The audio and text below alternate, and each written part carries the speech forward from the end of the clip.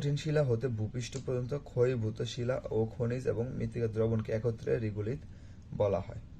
সোলাম সাধারণত এ ও বি হরাইজনে সীমাবদ্ধ থাকে।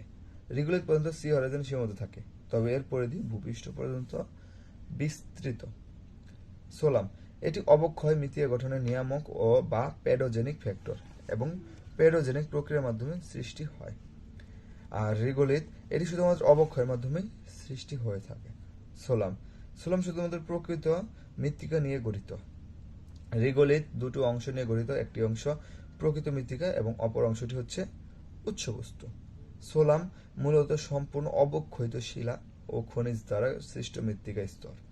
রিগোলিত মূলত ভূপৃষ্ঠ কঠিন শিলা উপরে অদৃঢ় মৃত্তিকা স্তর। এটি রিগোলিত এর উপর অবস্থিত। এটি শায়িত কঠিন শিলা এর উপর অবস্থিত।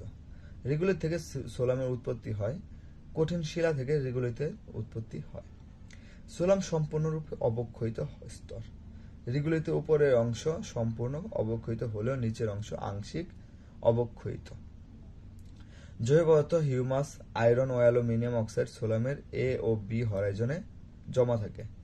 রিগোলিতের সি হরাইজনে CaCO3, MgCO3 এবং দ্রুত দ্রবণীয় লবণ জমা হয়। এতে ক্ষুদ্র জীবাণু সংখ্যা ও কর্মকাণ্ড বেশি থাকে সোলামে, আর রিগোলিতে ক্ষুদ্র জীবাণু কর্মকাণ্ড নেই বললেই চলে। সোলামে ভৌত, রাসায়নিক ও জৈবিক অবক্ষয় সংঘটিত হয়।